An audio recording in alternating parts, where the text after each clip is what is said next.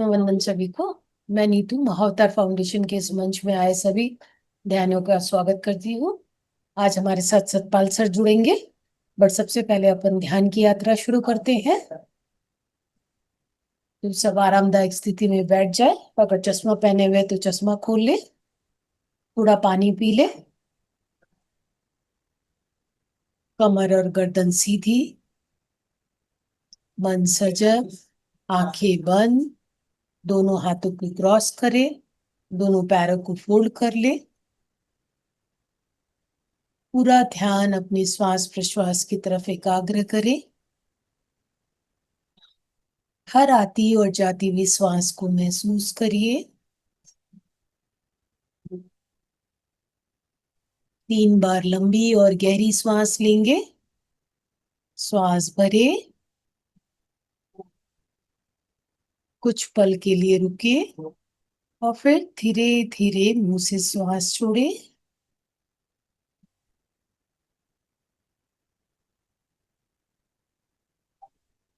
फिर से एक बार श्वास भरेंगे,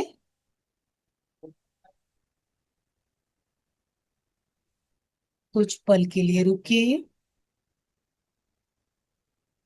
धीरे धीरे मुंह से श्वास छोड़े।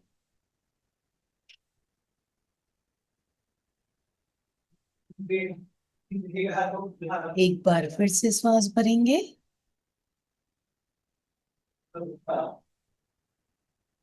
कुछ पल के लिए रुके, फिर धीरे धीरे श्वास को बाहर निकालें।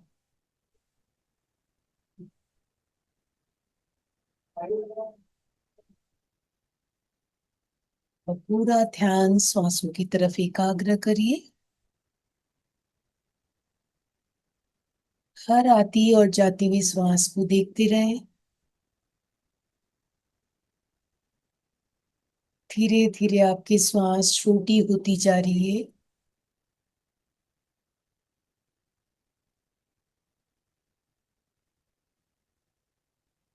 एक भी श्वास आपको पूछे बगैर ना आ सके, ना जा सके। पूरा ध्यान श्वासों की तरफ।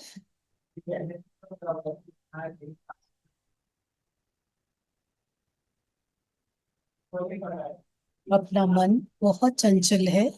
जब भी विचारों की तरफ आपका मन जाए तो धीरे से वहां से हटा के श्वासों की तरफ एकाग्र करें।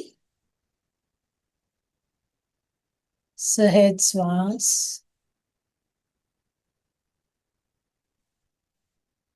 पूरा ध्यान श्वासों की तरफ।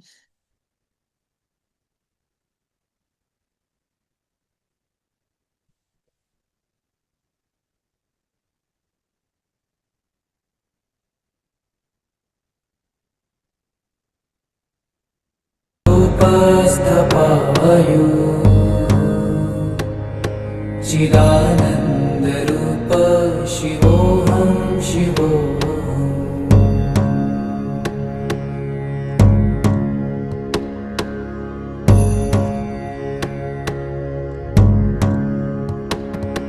न मे द्वेषरागौ न मे लोभमोहौ, मदो नैव मे नैव मात्सर्यभावः। न धर्मो न चार्थो न कामो न मोक्षः। चिदानन्दरूप शिवोऽहं शिवोऽहम्।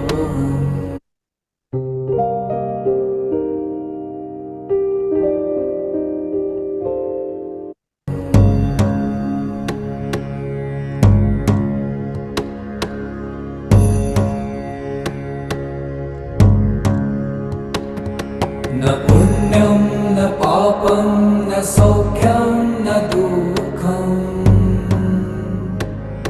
न मन्त्रो न तीर्थं न वेदा न यज्ञः।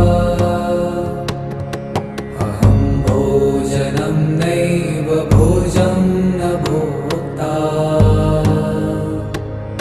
चिदानन्दरूप शिवोऽहं शिवोऽहम्।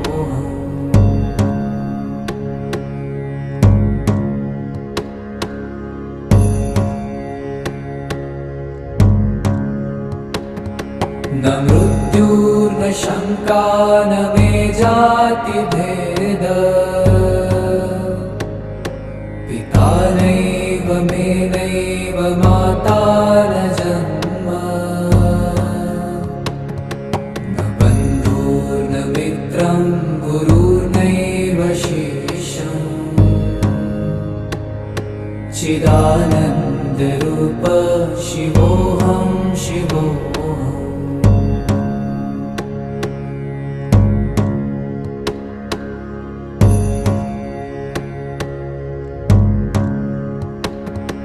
अहं निर्विकल्पो निराकाररूपो विभूत्वा च सर्वत्र सर्वेन्द्रियाणाम् न चासङ्गतं नैव मुक्तिर्न मेय चिदानन्दरूप शिवोऽहं शिवोऽहम्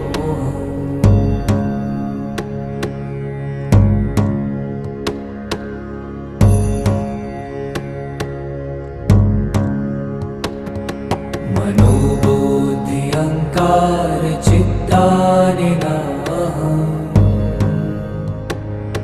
न च श्रोत्रजिह्वे न च घ्राणनेत्रे न च व्योमभूमिर्न तेजो न वायु चिदानन्दरूप शिवोऽहं शिवोऽहम्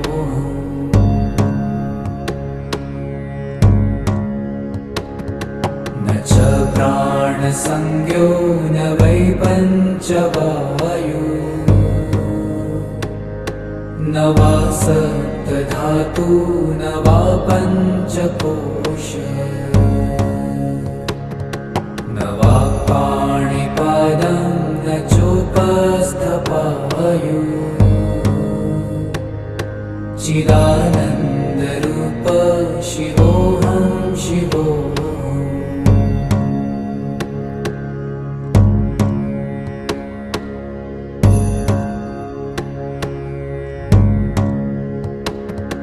न मे द्वेषरागौ न मे लोभमोहौ मदो नैव मे नैव मात्सर्यभावः न धर्मो न चार्थो न कामो न मोक्षः चिदानन्दरूप शिवोऽहं शिवोऽहम्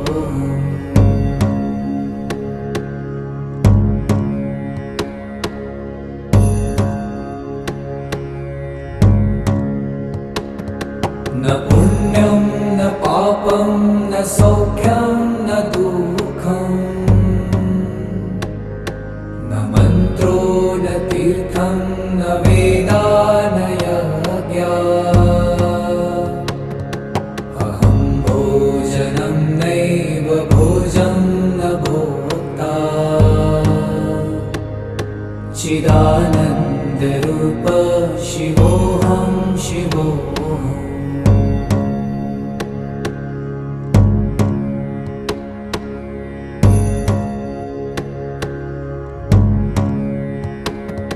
न मृत्युर्न शङ्का न मे जातिभेद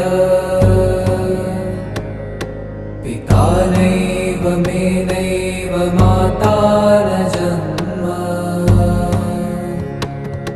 न बन्धुर्न मित्रं गुरुर्नैव शिष्यम् चिदानन्दरूप शिवोऽहं शिवोऽहम्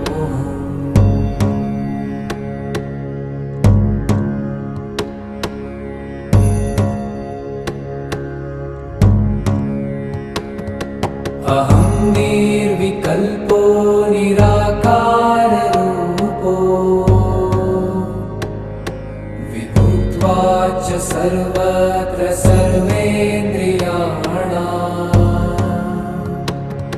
न चासङ्गतं नैव मुक्तिर्न मेय चिदानन्दरूप शिवोऽहं शिवोऽहम्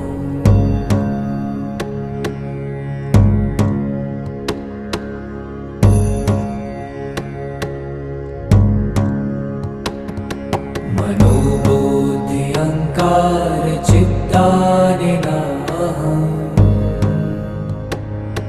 न च श्रोत्रजिह्वे न च घ्राणनेत्रे न च व्योमभूमिर्न तेजो न वायु चिदानन्दरूप शिवोऽहं शिवोऽहम्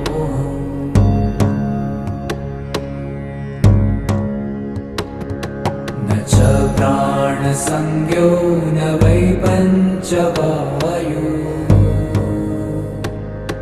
न वा सप्तधातु न वा पञ्चकोश न वा पाणिपादं न चोपस्थपायु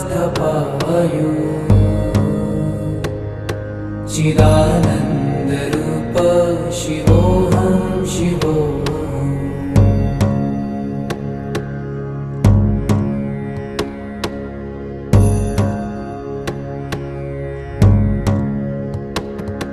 न मे द्वेषरागौ न मे लोभमोहः Are you a shy and introverted kind of person? Do you get anxious while talking to other people? Do you know exactly what to speak in your mind? मदो नैव मे नैव मात्सर्यभावः न धर्मो न चार्थो न कामो न मोक्षः चिदानन्दरूप शिवोऽहं शिवोऽहम्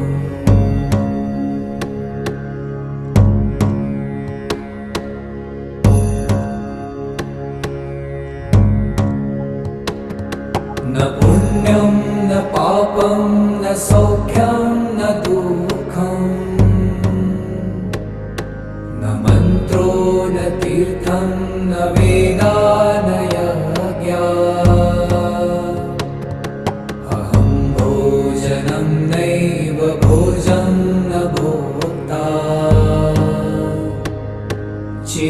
चिदानन्दरूप शिवोऽहं शिवोऽहम्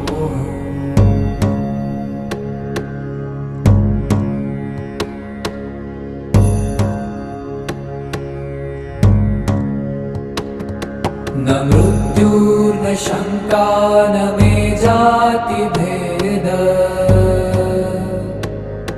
पिता नैव मे नैव माता न जन्म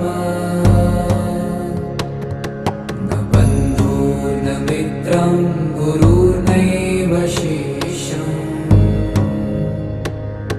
चिदानन्दरूप शिवोऽहं शिवोऽहम्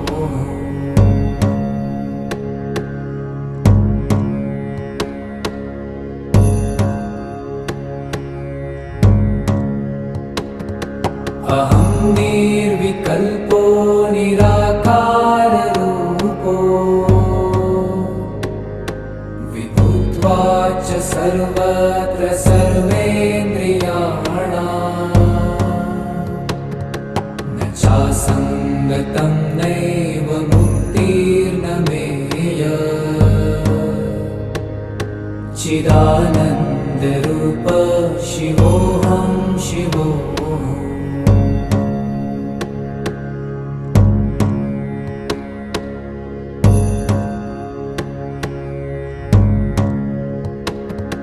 मनोबुद्धि अहङ्कार चित्तानि नाहम्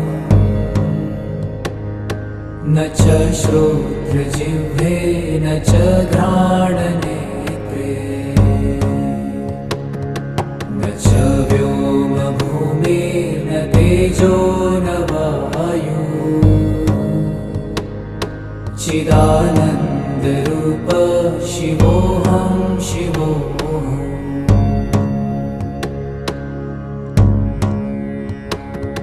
न च प्राण प्राणसंज्ञो न वै पञ्चवायु न वा सप्तधातु न वा पञ्चकोश न वा पाणिपादं न चोपस्थपायु चिदानन्दरूप शिवोऽहं शिवोऽहम्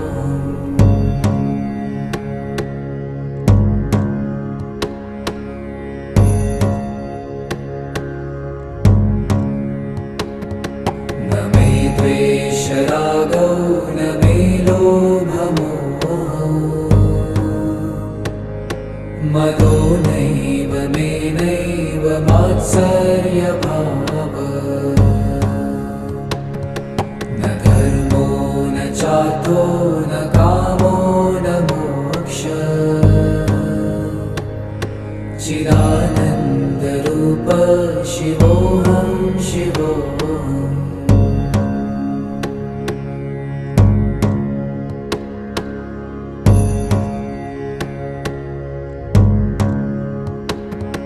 न पुण्यं न पापं न सौख्यं न दुःखम्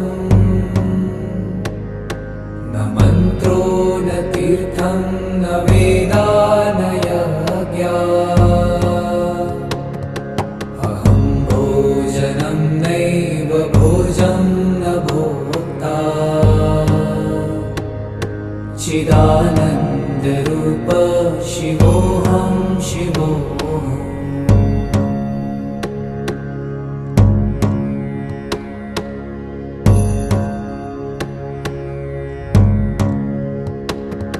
न मृत्युर्न शङ्का न मे जातिभेद पिता नैव मे नैव माता न जन्म न बन्धुर्न मित्रं गुरुर्नैव शिष्यम् चिदानन्दरूप शिवोऽहं शिवोऽहम्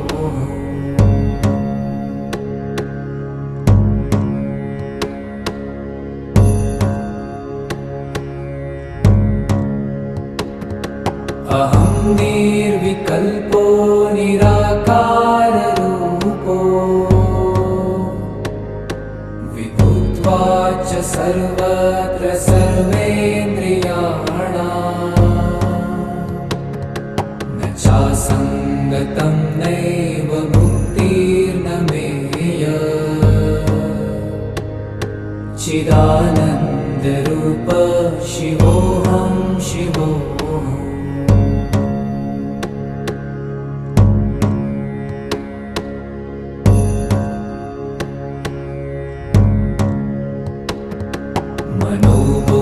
मनोबुद्ध्यहङ्कार चित्तानि नाहम् न च श्रोत्रजिह्वे न च घ्राणनेत्रे न च व्योमभूमिर्न तेजो न वायु चिदानन्दरूप शिवोऽहं शिवोऽहम्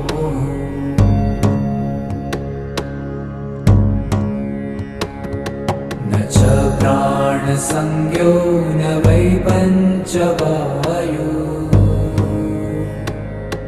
न वा सप्तधातु न वा पञ्चकोश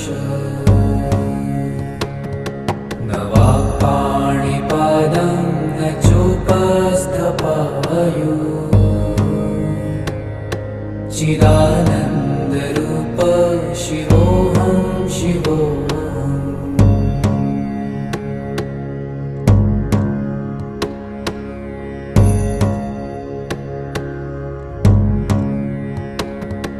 न मे द्वेषरागौ न मे लोभमोहौ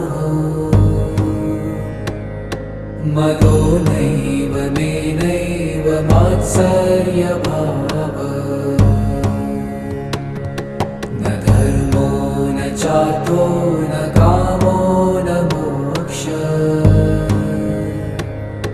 चिदानन्दरूप शिवोऽहं शिवोऽहम्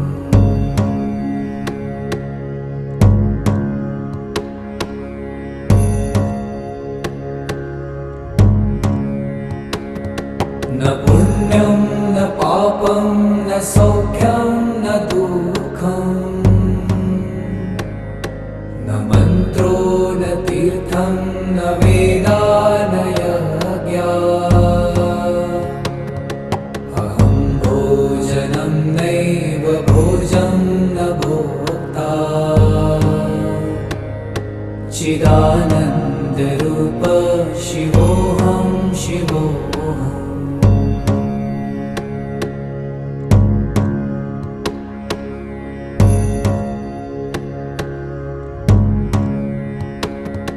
न मृत्युर्न शङ्का न मे जातिभेद पिता नैव मे नैव माता न जन्म न बन्धुर्न मित्रं गुरुर्नैव शिष्यम् चिदानन्दरूप शिवोऽहं शिवोऽहम्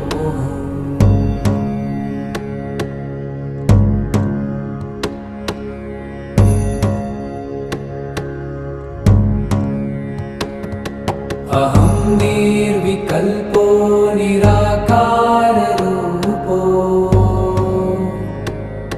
विभुत्वाच्च सर्वत्र सर्वेन्द्रिया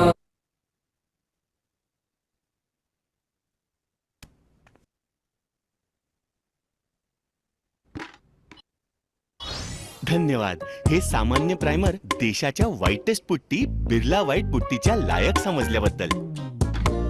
बिर्ला व्हाईट पुट्टी सोबत फक्त बिर्ला व्हाईट प्रायमर ही जोडी देते ब्राईटनेसचे ॲडव्हान्टेज म्हणजे बिर्ला व्हाईट सिमेंटचे ॲडव्हान्टेज. पुट्टी आणि प्रायमर व्हाईटेस्ट तर भिंती ब्राईटेस्ट.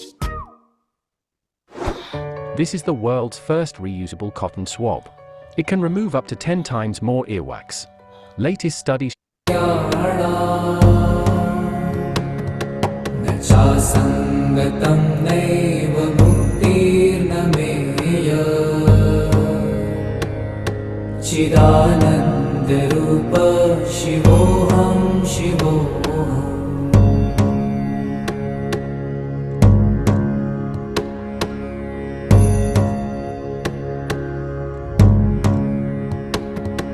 मनोबुद्धि अहङ्कार चित्तानि नाहम् न च श्रोत्रजिह्वे न च घ्राणनेत्रे न च व्योमभूमिर्न तेजो न वायु चिदानन्दरूप शिवोऽहं शिवोऽहम्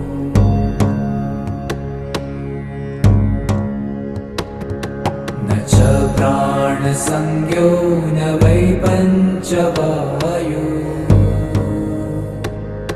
न वा सप्तधातु न वा पञ्चकोश न वा पाणिपादं न चोपस्थपायु चिदानन्दरूप शिवोऽहं शिवोऽहम्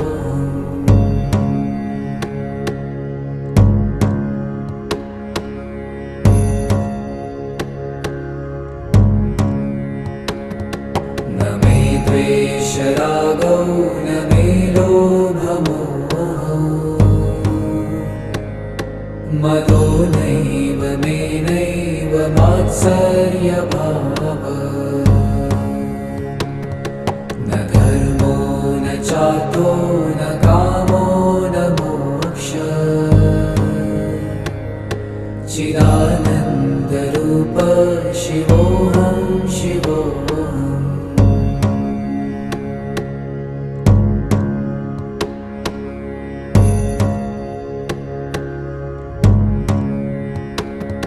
न पुण्यं न पापं न सौख्यं न दुःखम् न मन्त्रो न तीर्थ तीर्थं न वेदा न यज्ञा अहं भोजनं नैव भोजं न भोक्ता चिदानन्दरूप शिवोऽहं शिवोऽहम्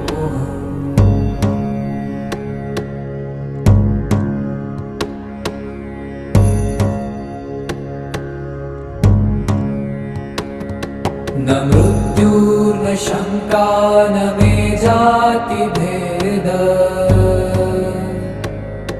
पिता नैव मे नैव माता न जन्म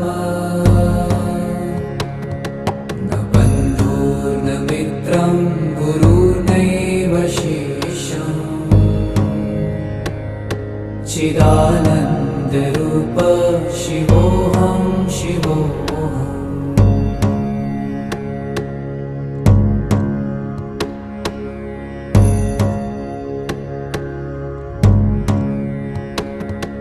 अहं निर्विकल्पो निराकाररूपो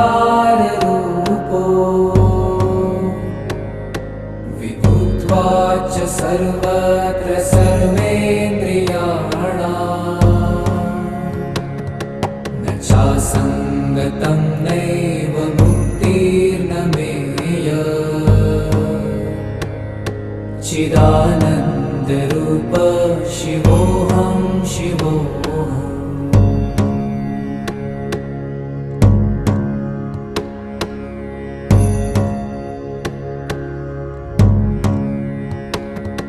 मनोबुद्धि अहङ्कार चित्तानि नाहम्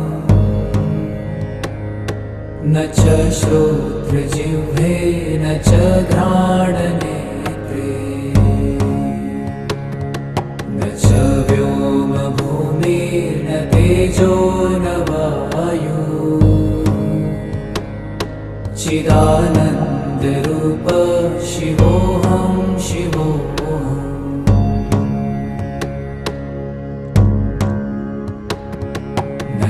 प्राणसंज्ञो न वै पञ्चवायु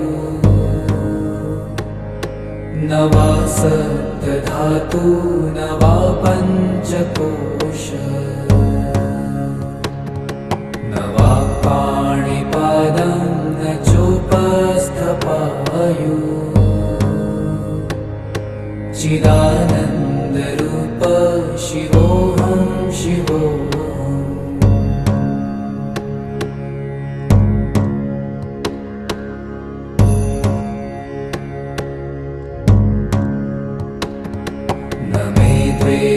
रागौ न मे लोभमोहौ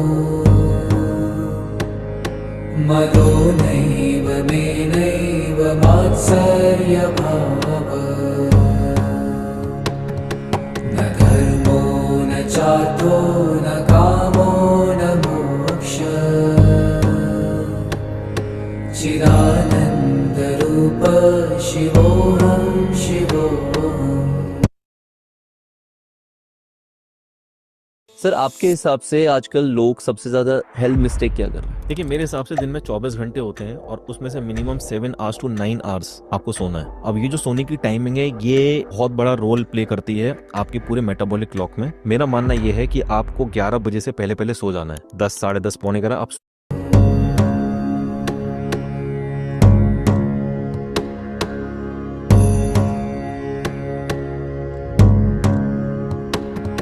न पुण्यं न पापं न सौख्यं न दुःखं न मन्त्रो न तीर्थं न वेदा न यज्ञा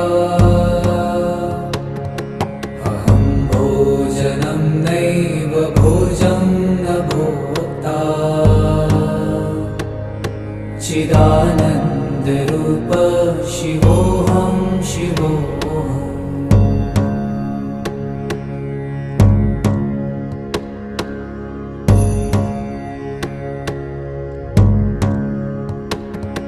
न मृत्युर्न शङ्का न मे जातिभेद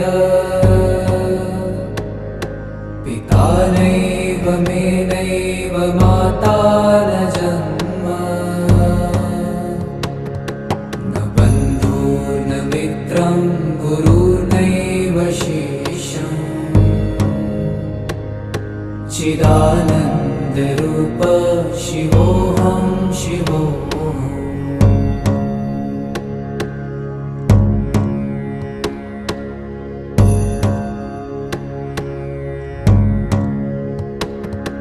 अहं निर्विकल्पो निराकाररूपो विभूत्वाच सर्वत्र सर्वेन्द्रियाणाम् न चासङ्गतं नैव मुक्तिर्न मेय चिदानन्दरूप शिवोऽहं शिवोऽहम्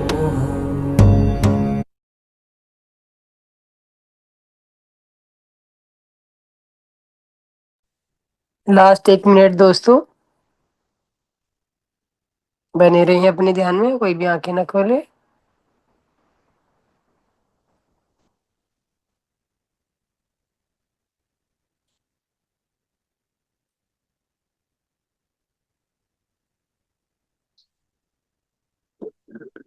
लास्ट 30 सेकेंड।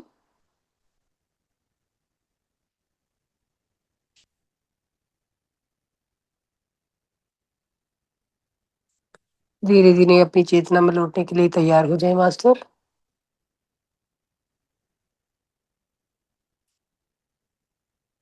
Last 10 second.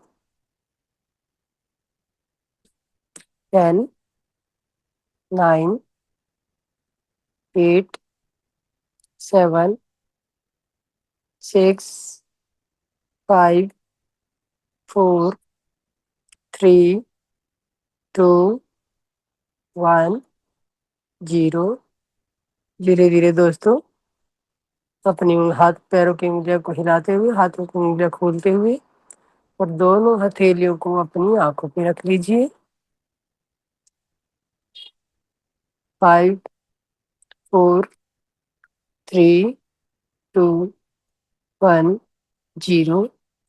और धीरे धीरे अपनी दोनों सुंदर आंखों को दोनों हथेलियों के बीच में ही खोलते हुए मास्टर ध्यान से बाहर आ जाए। थोड़ा समय लेते हुए, कोई जल्दबाजी ना करें।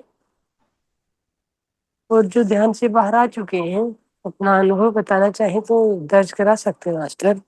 स्वागत है आपका।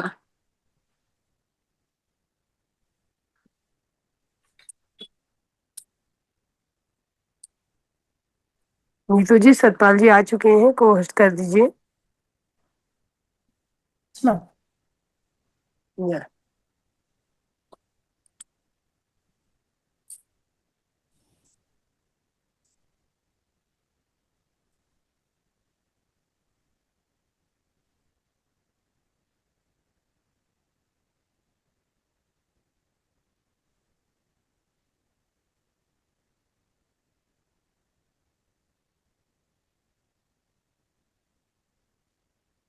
नमस्कार सर।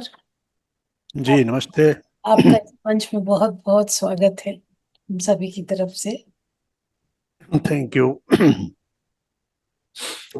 सभी को आत्मवंदन प्रणाम। और आज का नवरात्रि का जो विशेष समय चल रहा है, उस अवसर पर हम माँ दुर्गा की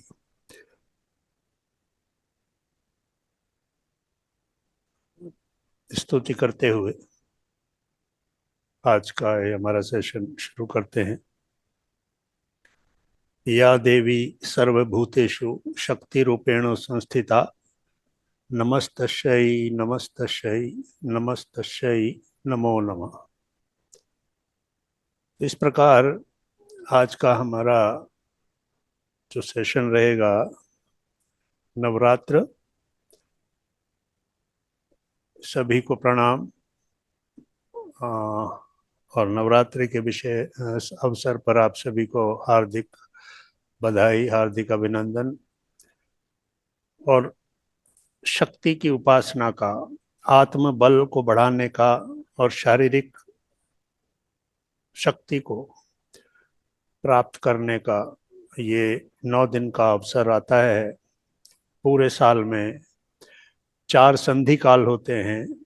जो पृथ्वी जो सूर्य के चक्कर लगाती है, तो 4 बार ऐसा समय आता है, उसको संधि काल कहते हैं। उसमें 2 प्रमुख होते हैं, मार्च और सितंबर। ये 2 जो समय आते हैं, ये नवरात्र होते हैं। और 2 होते हैं जिन्हें हम गुप्त नवरात्र कहते हैं। तो इस प्रकार से 4 बार ये संधि काल आता है। और इस संधि काल में रोगाणुओं के बढ़ जाने की संभावनाएं बहुत रहती हैं। तो अपने आप को उपवास के द्वारा अपने आत्मबल को बढ़ाना और अपनी शारीरिक क्षमताओं को, शारीरिक शक्तियों को बढ़ाना, ये मूल रूप से हमारा उद्देश्य रहता है इस उपासना का। तो 9 दिन हम पूरी तरह से ये आराधना और उपासना, ये 2 करते हैं। आराधना, उपासना और उपवास। इस प्रकार से हम अपनी शक्तियों को बढ़ाते हैं। शक्ति के साथ हमारा सामंजस्य करते हैं, क्योंकि वो भी शक्ति है और हमारे अंदर जो शक्ति है उसी रूप में उसको और जागृत करते हैं, उसको एक्टिवेट करते हैं। तो अब आते हैं मूल रूप से शक्ति की अवधारणा क्या है, शक्ति क्या है और शक्ति के ये अलग अलग रूप क्या हैं। 9 रूप जो माँ दुर्गा के बताए जाते हैं, 9 दिन उनकी अलग अलग तरीके से पूजा होती है। तो पूरी सृष्टि जो है ये 2 शक्तियों से मिलकर बनती है,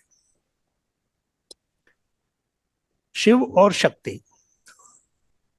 शिव आत्मा है, परम आत्मा, पराशक्ति।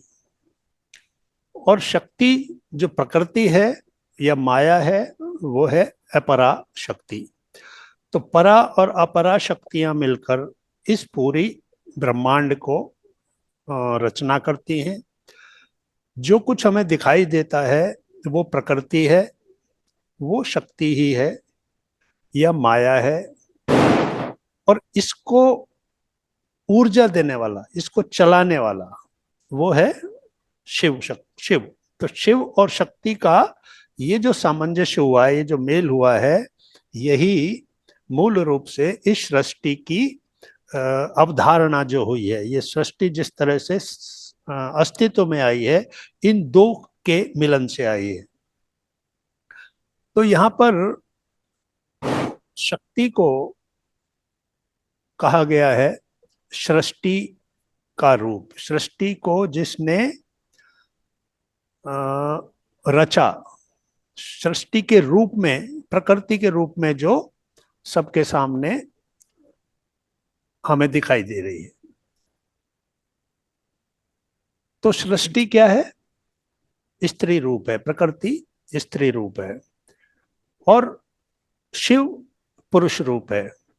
तो पुरुष और आत्मा, ये आत्मा पुरुष है और ये जो प्रकृति है ये स्त्री है। तो ये यहाँ पर ये समझ आता है कि दोनों शक्तियां मिलकर, परा और अपरा शक्तियां या स्त्री शक्ति और पुरुष शक्ति, इन दोनों का सामंजस्य आवश्यक है एक पूर्णता को प्राप्त करने के लिए। इस पूरी सृष्टि का जो निर्माण हुआ और अब जो ये सृष्टि हमें दिखाई दे रही है जिस रूप में, ये निरंतर बदलती हुई प्रकृति, ये जो है वो 9 दुर्गाओं के रूप हैं। यानी वो जो 9 दुर्गाएं हैं वही इस सृष्टि के अलग अलग रूप के रूप में हमें दिखाई देते हैं। तो मूल रूप से हमें अपने आप के अंदर ही इनको ढूंढना है, बाहर नहीं है। ये शक्तियां हमारे अंदर हैं। इन्हीं शक्तियों को जब हम अपने अंदर ढूंढते हैं तो हमारे मूलाधार चक्र से लेकर हमारे सहस्त्रार चक्र तक इनकी उपस्थिति हम महसूस कर सकते हैं। सबसे पहले हमारा नीचे के जो 2 गुण, जो 2 चक्र होते हैं, वो जो है तमोगुण के चक्र होते हैं, और वो पार्वती के स्थान है। उसके बाद के जो मणिपुर चक्र आता है वो लक्ष्मी का स्थान है। ये सांसारिक वैभव, सांसारिक संपदा, संपत्ति, सांसारिक इच्छाएं, लालसाएं, वासनाएं, कामनाएं जितनी भी होती हैं संसार को प्राप्त करने की, ये सारा हमारा मणिपुर चक्र है जो लक्ष्मी को के द्वारा पूरा संचालित होता है। तो ये दूसरा रूप है। फिर उसके बाद अनाहत चक्र में जब हम आते हैं तो यहाँ से प्रारंभ होता है सतोगुण। तो सबसे पहले तमोगुण हुआ पार्वती का स्थान, फिर रजोगुण हुआ इस सांसारिक जो भी प्रपंच है, वो जो रचा गया है उसके प्रति जो आकर्षण हमारे अंदर होता है, धन वैभव की तरफ हम भागते हैं, संपन्नता चाहते हैं, हर तरह की पूर्णता जीवन में चाहते हैं, धन वैभव भी हो, विलासिता की सभी वस्तुएं हो, ऐश्वर्य हो, नाम हो, प्रतिष्ठा हो। तो ये सभी चीजों की जो इच्छाएं हैं ये आती है हमारे लक्ष्मी रूप से, और वो है हमारा रजोगुण। उसके बाद तीसरा आता है सतोगुण। सत्वगुण ये सरस्वती से रिप्रेजेंट होता है। तो यहाँ से सरस्वती का स्थान शुरू होता है अनाहत चक्र से, हृदय चक्र से। यहाँ से फिर ऊपर सतोगुण में ही प्रगति होती जाती है। पहला पॉइंट है, पहला स्थान है ये अनाहत चक्र, और अनाहत चक्र से जब और ऊपर उठते हैं, जब हमारी साधना और गहरी होती जाती है, जब हम उपासना में और तपस्या में और ज्यादा लगते हैं, तो फिर हमारा विशुद्धि चक्र, आज्ञा चक्र, और फिर अंतिम सहस्त्रार चक्र। तो वहां तक फिर सत्व गुण में ही हम रहते हैं। तो ये तीन गुण हैं, इस प्रकृति के ये तीन गुण हैं। तो ये जो पूरी सृष्टि है ये इन तीन गुणों से ही संचालित होती है, और इन तीन गुणों को ये तीन देवियां इस प्रकार से प्रतिनिधित्व करती हैं। तो हम तीनों ही देवियों के अलग अलग रूप में पूजा करते हैं, उनकी आराधना करते हैं, और उनको अपने जीवन में, जैसे अभी दीपावली का जब पर्व आएगा तो हम लक्ष्मी का पूजन करते हैं, यानी हम अपने जीवन में लक्ष्मी को भी आमंत्रित करना चाहते हैं, उनको भी खुश करना चाहते हैं। इसी तरह ये जो नवरात्र पीरियड चलता है इसमें हम पार्वती को खुश करना चाहते हैं, यानी तमोगुण को भी हम आराधना करते हैं, रजोगुण की करते हैं, और इसी तरह से फिर हम सरस्वती की भी पूजा करते हैं। तो ये तीन प्रमुख जो गुण हैं हमारे, जो इस प्रकृति के जो तीन गुण हैं, वही तीन गुण इन देवियों के द्वारा रिप्रेजेंट किए जाते हैं। अब हमारे अंदर मूल रूप से आसुरी शक्तियां जो हैं, उनके ऊपर विजय प्राप्त करने के लिए हम देवी के 9 रूपों की आराधना करते हैं। क्योंकि देवी की उत्पत्ति का जो कारण माना गया था, महिषासुर नाम के एक असुर ने गहरी और गहन तपस्या करके इस प्रकार की एक वरदान प्राप्त कर लिया था कि मैं किसी भी पुरुष के हाथों नहीं मारा जाऊं। और इस वरदान को प्राप्त करने के बाद वो पूरी तरह से अजेय हो गया, और उसने पूरे ब्रह्मांड को अपने वश में कर लिया। और जो दिव्य शक्तियां होती हैं, यानी देवता लोग जो होते हैं, जो सगुण होते हैं, जिनके अंदर अच्छे गुण होते हैं, और जो सही तरीके से रहते हैं, उनके ऊपर उसने अत्याचार करने शुरू किए और उनको जीतना शुरू किया, और अपनी शक्तियों, आसुरी शक्तियों के द्वारा उनके ऊपर अपना प्रभाव फैलाना शुरू किया। तो ऐसे में सभी देवगण बहुत दुखी हो गए, उनको कुछ समझ में नहीं आया, क्योंकि उन्हें पता था कि ये वरदान प्राप्त किया हुआ है और इसको हराना हमारे किसी के भी बस की बात नहीं है। तो उन्होंने जाके शिव और विष्णु से जाके ये प्रार्थना की कि इस असुर का को कैसे आप वध करें या नष्ट करें इसको। तो उस वक्त शिव और विष्णु दोनों ही इस बात के लिए सहमत थे कि इसका वध होना चाहिए, इसका नष्ट होना आवश्यक है, वरना प्रकृति का संतुलन बिगड़ जाएगा। क्योंकि आसुरी शक्तियां ही अगर बढ़ती गई तो प्रकृति का संतुलन बिगड़ जाता है। तो जैसे दिन और रात होते हैं, उसी तरह आसुरी शक्तियां और दैवी शक्तियां दोनों ही इस प्रकृति के बैलेंस के लिए, संतुलन के लिए जरूरी होती हैं। तो जब आसुरी शक्तियां बढ़ने लगी और जब ये स्थितियां आ गई, तो विष्णु और शिव ने देवताओं के आग्रह पर अपनी अपनी शक्तियां निकालकर एक इच्छा की, और एक ऐसी इच्छा की कि एक शक्ति उत्पन्न हो जो इसको नष्ट करे। तो इस प्रकार से उन दोनों की शक्तियों का मिला हुआ एक रूप प्रकट हुआ, वही जो है जगदम्बा कहलाती है, जगत की माँ जगदम्बा। तो वो उन्होंने जो है वहां प्रकट होकर जब वो रूप लिया, स्त्री का जो वो रूप लिया, उनकी शक्तियां थी वो, तो उन्होंने स्त्री का रूप लिया। तो उनको ये कहा गया कि ये जो महिषासुर है, इसका जो है वध आपको करना है, ये आपका काम है। तो अब फिर वहां 9 दिन तक ये युद्ध चला, यानी देवी ने उसके साथ युद्ध किया, लेकिन वो इतना शक्तिशाली था कि वो बहुत सारी शक्तियां, बहुत सारे वरदान उसको मिले हुए थे, तो वो हारने की स्थिति में नहीं आ रहा था। तो 9 दिन तक और 9 रात तक ये युद्ध चला था, और 10वें दिन फिर उसका संहार किया देवी ने। तो वो 10वां दिन जो है हम पर्व के रूप में मनाते हैं, जिसको कि हम दशहरा, लेकिन दशहरा दूसरी चीज को बताता है। दशहरा बताता है राम की जब रावण से युद्ध हुआ था, लेकिन हाँ, दशहरा एक पर्व को रिप्रेजेंट करता है, एक उत्सव को रिप्रेजेंट करता है कि जब महिषासुर का वध हो गया 9 दिन बाद, तो 10वें दिन सभी देवताओं ने एक बहुत उल्लास के साथ, बहुत ही उत्सव के साथ उसको सेलिब्रेट किया, बहुत खुशियां मनाई। तो वो तभी से वो 9 दिन की का जो युद्ध चला देवी का, उन 9 दिनों में देवी ने अपने अपने अलग अलग रूप प्रकट किए। सबसे पहले उन्होंने जिस तरीके से युद्ध किया, उसके बाद उनको लगा कि इससे ज्यादा शक्ति की जरूरत है, तो फिर इस तरह से धीरे धीरे उनके नए नए रूप प्रकट होते गए, नई नई शक्तियां उनके अंदर आती गई, और इस प्रकार से उन 9 दिनों में उन्होंने अलग अलग रूप धारण किए। उन 9 अलग अलग रूपों को ही हम आज यहाँ पर नवरात्रे में अलग अलग रूप के रूप में जानते हैं। शैलपुत्री, ब्रह्मचारिणी, चंद्रघंटा, ये जो भी नाम रखे गए हैं, ये सारे वही 9 रूप हैं जो उस असुर को मारने के लिए उन्होंने धरे थे, या नई नई शक्तियां उन्होंने प्राप्त की थी।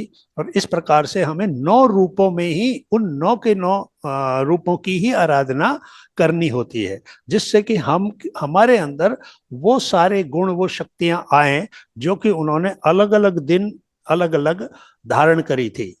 यानी वो एक ही रूप में पूरे 9 दिन युद्ध नहीं चला था, उन्होंने 9 दिन अलग अलग शक्तियां, अलग अलग ताकतें प्राप्त की, और उससे उसके ऊपर, और आखिरी में उन्होंने सिद्धिदात्री 9वां जो रूप धरा, उससे उन्होंने उसको मार दिया, यानी कि सभी को प्रसन्न किया, सिद्धि दे दी और सभी प्रसन्न हो गए। तो इस प्रकार से ये 9 रूप उन्होंने जो रखे थे। तो ये एक बात है।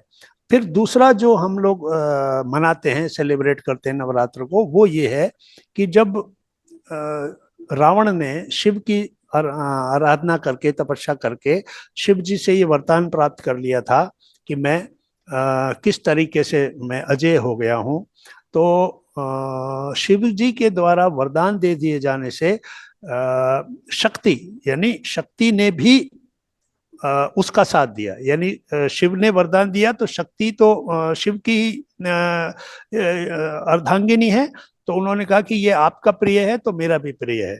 तो उन्होंने रावण के चारों तरफ, वो जो लंका थी उसकी, वहां पर भी उसको संरक्षण देना शुरू कर दिया। तो ये जो युद्ध हुआ, इस युद्ध में बहुत गहरा युद्ध चला ये, लेकिन इस युद्ध के अंदर रावण जीतने में नहीं आ पा रहा था। श्री राम ने सभी तरह के अस्त्र शस्त्र प्रयोग करके देखे, तब उन्होंने एक बात नोट की कि इसके चारों तरफ शक्ति का रूप देखा उन्होंने कि इसको कौन बचा रहा है। तो वो शक्ति यानी कि वो दुर्गा के रूप में वो उसको बचा रही थी। तब उन्होंने स्वयं भी उसकी आराधना करने का निर्णय लिया और 9 दिन तक उन्होंने वहां पर उपवास करके कुछ भी नहीं उन्होंने खाया। तो 9 दिन का जो उपवास की परंपरा चली है वो वहीं से श्री राम के उससे चली है। उन्होंने बिना कुछ भी खाए और पिए और वहां पर 9 दिन तक गहरी जो है इनकी आराधना करी, तपस्या करी। और देवी ने 9वें दिन देवी प्रसन्न हुई और उन्होंने कहा कि आप क्या वर चाहते हो। तो उन्होंने कहा कि रावण का वध करना चाहता हूँ, जो मेरा उद्देश्य है, लक्ष्य है, जो यहाँ मैं आया हूँ उसी काम के लिए मैं अपने लक्ष्य को प्राप्त करना चाहता हूँ, अपने उद्देश्य में सफल होना चाहता हूँ। तो उनको देवी ने कहा कि ठीक है, तथास्तु, आपका जो कार्य होगा वो सफल होगा। तब इस प्रकार से 10वें दिन जो है, 9 दिन तक की पूजा के बाद 10वें दिन रावण का वध हुआ। और इस प्रकार से वो 9 जो दिन थे, श्री राम ने जो पूजा की थी, वो 9 दिन हम नवरात्र के रूप में मनाते हैं, तपस्या करते हैं, आराधना करते हैं। और 10वें दिन फिर हम दशहरे के रूप में सेलिब्रेट करते हैं, यानी उत्सव करते हैं कि रावण का वध हो गया। यानी यहाँ पर अब देखना क्या है, रावण किसको रिप्रेजेंट करता है? आसुरी शक्तियां, बुरी शक्तियां। तो सभी जनमानस में ये बात तो एक समझ में आती है कि आसुरी शक्तियों को हम पसंद नहीं करते हैं। हम नहीं चाहते कि वो हमारे बीच रहें, या इस तरह का व्यक्ति जिसके अंदर आसुरी संपदाएं भरी पड़ी हैं, जो इस तरह के कार्य करता है, दूसरों को परेशान करना या अपने स्वयं के लिए ही सब कुछ चाहना और दूसरों का कोई भी अधिकार जो है वो नहीं रखना चाहता, अपने ही लिए सारे अधिकार चाहता है। तो ये सारी आसुरी जो प्रवृत्तियां हैं, इनको हम पसंद नहीं करते हैं। हम सभी लोग ये चाहते हैं कि सभी को बराबर का जीने का हक है, और जो भी इस तरह के अधिकार का हनन करता है वो एक आसुरी शक्ति है, उसको नष्ट होना चाहिए। तो जब रावण का वध हुआ तो सभी तरफ से बहुत उल्लास का वातावरण बना और उसको दशहरे के रूप में अभी हम लोग सेलिब्रेट करते हैं, मनाते हैं। अब यहाँ पर हमारे लिए क्या है, हमें क्या समझना है कि ये नवरात्र हमारे लिए क्या संदेश लेकर आते हैं, क्या हमें प्रेरणा देते हैं, क्या करना चाहिए। तो हमारे अंदर जब हमने देखा कि बाहर की दुनिया में हम आसुरी शक्तियों को नष्ट करना चाहते हैं, उनके अस्तित्व को स्वीकार नहीं करना चाहते हैं, तो फिर हमारे अंदर जो आसुरी शक्तियां हैं उनके साथ हम समझौता क्यों करते हैं? काम, क्रोध, मद, लोभ, मोह, मात्सर्य, हिंसा, प्रतिहिंसा, लालसा, इतनी तरह की आसुरी शक्तियां हमारे अंदर अधिकार करके बैठी हुई हैं कि हम उनको बाहर निकालना जरूरी नहीं समझते, यानी उनको हराना जरूरी नहीं समझते। उनकी विजय को ही हम सेलिब्रेट करते हैं कि मुझे गुस्सा बहुत आता है, या मुझे ये चीज़ों की इच्छाएं हैं, या मेरी वासनाएं हैं, कामनाएं हैं, जो कुछ भी है मेरे अंदर, ये सभी आसुरी शक्तियां हैं। तो ये जो हम 9 दिन देवी की पूजा करते हैं, हर दिन हम अलग अलग देवी के रूपों की पूजा करके ये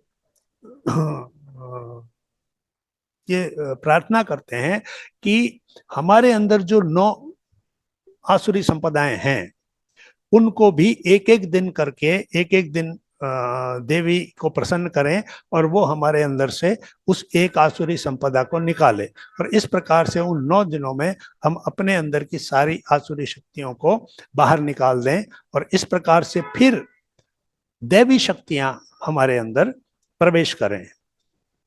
और वो दैवी शक्तियां क्या हैं? सत्य, अहिंसा, क्षमा, दया, करुणा, प्रेम, ये जितनी भी दिव्यताएं हैं, ये दिव्य गुण हैं। इन दिव्य गुणों का हमारे अंदर जब प्रवेश होगा तो फिर हम देवता हो जाएंगे, मनुष्य से देवता हो जाएंगे, क्योंकि दिव्यता हमारे अंदर आ जाएगी। तो दिव्य गुणों की तरफ जाना, आसुरी गुणों से दिव्यता की तरफ जाना, यही हमारा इन 9 दिनों का प्रयास होता है कि इन 9 दिनों में हम ये इच्छा करते हैं, ये प्रार्थना करते हैं, ये तपस्या करते हैं कि हमें इस तरीके से हमारे जीवन को शुद्ध करने का अवसर मिला है।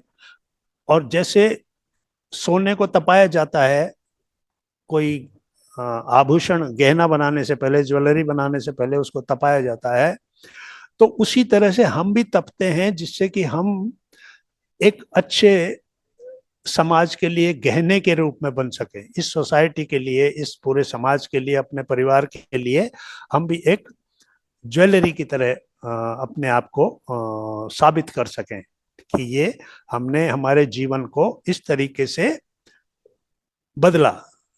और वो बदला किस तरीके से? हमने उस उपासना के द्वारा, उस आराधना के द्वारा, उस तपस्या के द्वारा, उस देवी की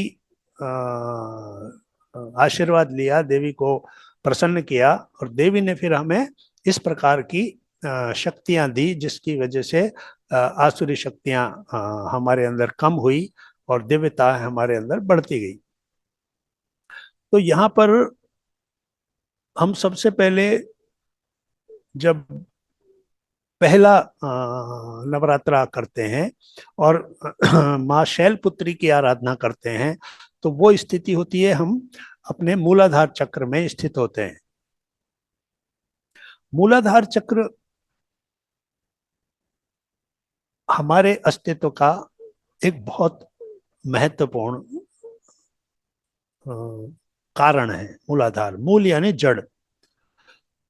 तो जड़ जो है, कोई भी पेड़ बिना जड़ के अस्तित्व में नहीं आ सकता है। वो जड़ ही पूरे पेड़ को रखती है, संभाल के रखती है, और सारी आवश्यक चीजें उसको देती है। और उन जड़ों के ही कारण वो पत्ते, फूल, फल, उसका विकास, उसकी वृद्धि, उसका विकास, वो सारा कुछ किस पे निर्भर करता है? रूट्स के ऊपर। तो रूट जो है, वो रूट चक्र, हमारा मूलाधार चक्र जो है, वो इतना इंपॉर्टेंट है। लेकिन ये तमोगुण का चक्र है। तो तमोगुण के अंदर क्या होता है? मूल रूप से तमोगुण आलस्य को रिप्रेजेंट करता है। कोई कार्य ना करना, आलस्य में रहना, डर में रहना, हर वक्त फियरफुल पोजीशन में रहना, आलस्य में रहना, सिर्फ अपने भोजन और सोने के इच्छाओं को रखना, इस तरह के जो भाव हमारे अंदर रहते हैं, वो हमारी मूल प्रकृति होती है। यानी सर्वाइवल इंस्टिंक्ट उसको कह सकते हैं, कि किसी तरह मुझे इस दुनिया में अपने अस्तित्व को बनाए रखना है।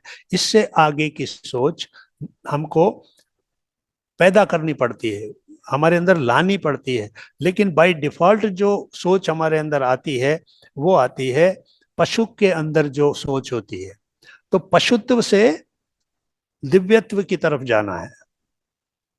तो पशुत्व अर्थात खाना, पीना, सोना, मनोरंजन करना, संतति उत्पन्न करना, ये सारे पशुत्व के गुण हैं।